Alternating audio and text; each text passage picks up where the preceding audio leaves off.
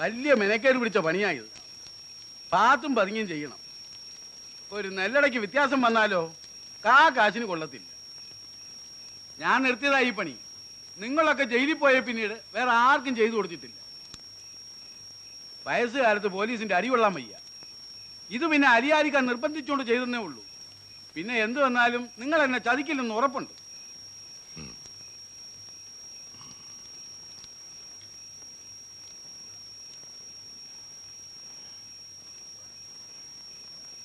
ഇനി പണി അധികമില്ല. കുഴല് തീർന്നു കിട്ടിയ പണി പകുതി കഴിഞ്ഞു.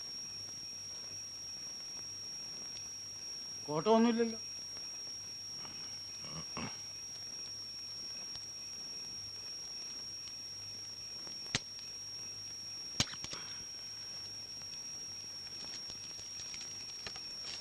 ഇതാ ഇത് 235 ഉണ്ട്.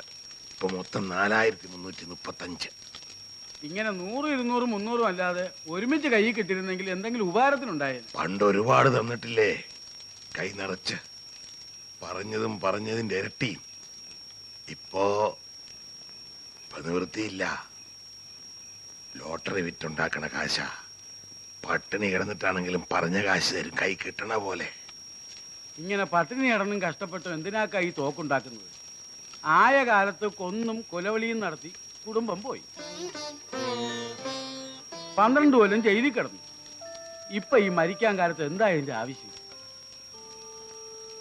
കഴിഞ്ഞിട്ടില്ല രാമ, ഒന്നൂടുണ്ട് ബാക്കി. തായ് വേര് വരെ ഇറക്കും, എന്നിട്ടേ ചാകൂ.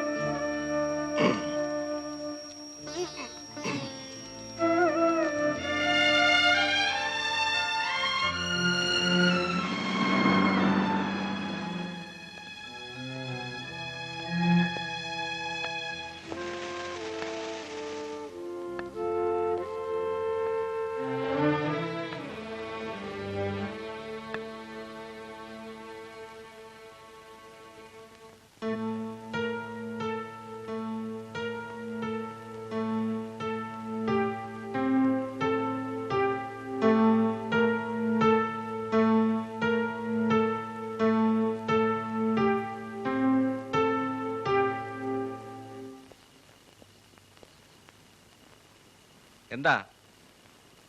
എന്ത് എന്ത് വേണോട്ടോ? നിന്റെ തല.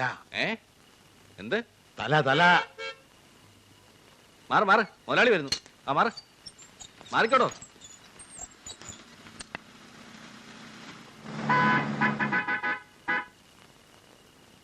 വഴിന്ന് മാറി നിക്കടാ, മാറി നിക്കണോ?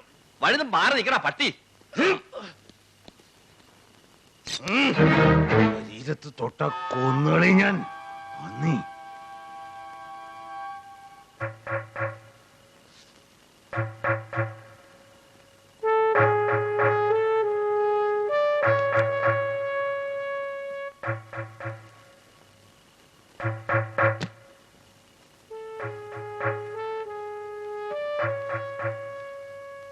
എന്താണിക്ക? എന്താ പ്രശ്നം? മാറിത്തരും, പിടിച്ചു മാറ്റരുത്. താൻ അത് പോടോ. അതിനും മാത്രം ഒന്നും ഉണ്ടായില്ലല്ലോ. വാ, വന്ന ചോദിക്കട്ടെ. ഇക്ക എന്തിനാ വന്നത്? എന്നെ കാണാനാണോ? ജയിലിൽ നിന്ന് ഇറങ്ങിയിട്ട് 2 വർഷം കഴിഞ്ഞു, ഇന്ന് വരെ വന്നിട്ടില്ല. പിന്നെ ഇന്നോ എന്റെ പട്ടി വരും. ഇക്ക ആകെ പരിഭവിച്ചിരിക്കുക. ഇതാ, ഇത് വെച്ചോളൂ. അലിയാര് പിച്ച വാങ്ങിയിട്ടില്ല, കൊടുത്തിട്ടേ ഉള്ളൂ. 12 വർഷം കിടന്ന് ജയിലില്. 14 വർഷമായിട്ട് എന്റെ കുട്ടികൾ കിടക്കുന്നു. ഒന്ന് വന്ന് കണ്ടിരുന്നെങ്കിൽ, ഒരു പൊതി ബീഡി വാങ്ങി തന്നിരുന്നെങ്കിൽ ഇതിനേക്കാൾ 1000 മടങ്ങ് വിലയുണ്ടായനെ. തെറ്റ് ഞാൻ സമ്മതിക്കുന്നു. പക്ഷെ ഒരു കാര്യമൊക്കെ മനസ്സിലാക്കണം. നേരിട്ട് വന്ന് കാണാനും ബന്ധപ്പെടാനും പഴയ നിലയല്ല എൻ്റേത്. ഞാനൊരു MLA. എനിക്ക് പാർട്ടിയിൽ ക്ലീൻ ഇമേജാ. ഇമേജ് ഈ നിലയിമ്മലെ ഇമേജ് ഒക്കെ ഉണ്ടാക്കാൻ ഞങ്ങളുടെ ജോലിയും കൊടുത്തിട്ടുണ്ട്. മറക്കരുത്, മറക്കാൻ പാടില്ല.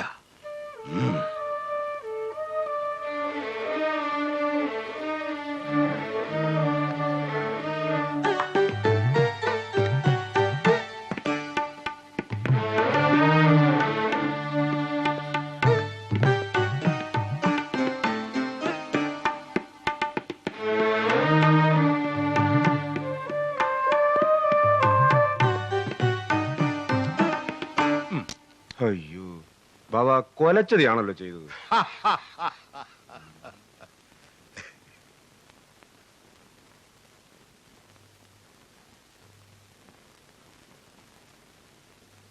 വരും.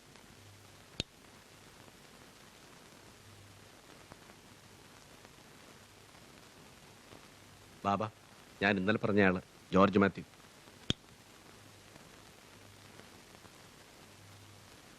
സഹായിക്കാൻ പറ്റില്ലെന്ന് ഞാൻ ഇന്നലെ തന്നെ നിന്നോട് പറഞ്ഞല്ലോ. ഞാൻ പറഞ്ഞു ബാബയെ നേരിട്ട് കണ്ട് പറയണമെന്ന്. അതെ, എന്റെ അവസ്ഥ ഇക്ക മനസ്സിലാക്കണം.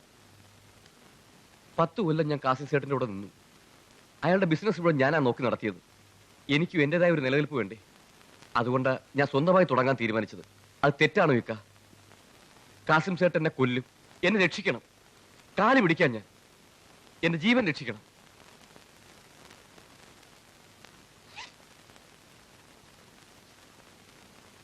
ഇതിരിക്കട്ടെ, ഏത് വ്യവസ്ഥയ്ക്കും ഞാൻ തയ്യാറാണ്.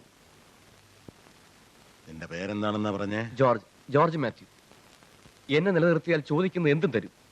നിനക്ക് നേരിട്ട് സ്വർണം കിട്ടുമോ? കിട്ടും. എത്ര സ്വർണം വേണമെങ്കിലും എനിക്ക് എത്തിച്ചേരാൻ ആളുണ്ട്.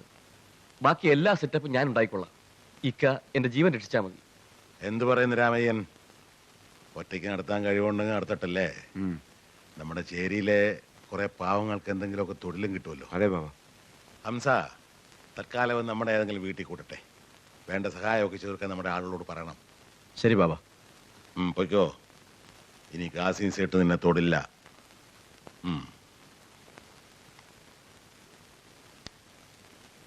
കൊണ്ടുവച്ചേരാ. കാസിം സേട്ട് അത്ര കുറഞ്ഞ പുള്ളിയൊന്നുമല്ല ബാബ. നമ്മൾ തീരെ കുറഞ്ഞ പുള്ളികളാണോ?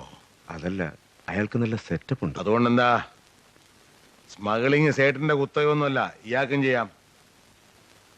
ഈ ചേരി വന്ന് കാസിം സേട്ട് കളിച്ചാല് ആ കളി ഒന്ന് കാണണമല്ലോ.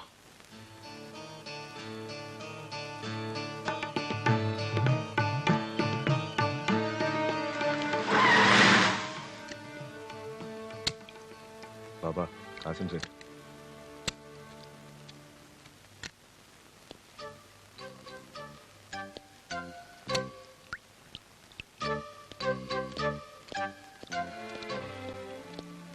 Hello, Aliar Bhai. I'm Qasim Seth. ഒരു മിനിറ്റ് എനിക്ക് സംസാരിക്കാൻ തരുമോ? എനിക്കൊരു ചെറിയ ഫേവർ ചെയ്യണം. എൻ്റെ ഒരാൾ എന്നെ ചീറ്റ് ചെയ്ത് നിങ്ങളെ അഭയം പ്രാപിച്ചിട്ടുണ്ട്, ജോർജ് മാത്യു. എനിക്ക് അയാളെ തിരിച്ചു തരണം. എന്തിനാ? സ്മഗ്ലിംഗ് കണ്ണടച്ച് വിശ്വസിക്കേണ്ട തൊഴിലാണ്. വഞ്ചനയ്ക്ക് ഒറ്റ ശിക്ഷയുള്ളൂ, മരണം. ഞാനും ആ അഭിപ്രായക്കാരനാണ്. വഞ്ചിച്ചാൽ അതെന്റെ മകളായ പോലും ഞാൻ സഹിക്കില്ല. ഈ ജോർജിനെ വിട്ടുതരാൻ സാധിക്കില്ല. കാരണം ഞാൻ അവനെ രക്ഷിക്കാന്ന് വാക്ക് കൊടുത്തു പോയി, പണവും വാങ്ങി. അയാൾ തന്നതിന്റെ ഇരട്ടി ഞാൻ തരാം.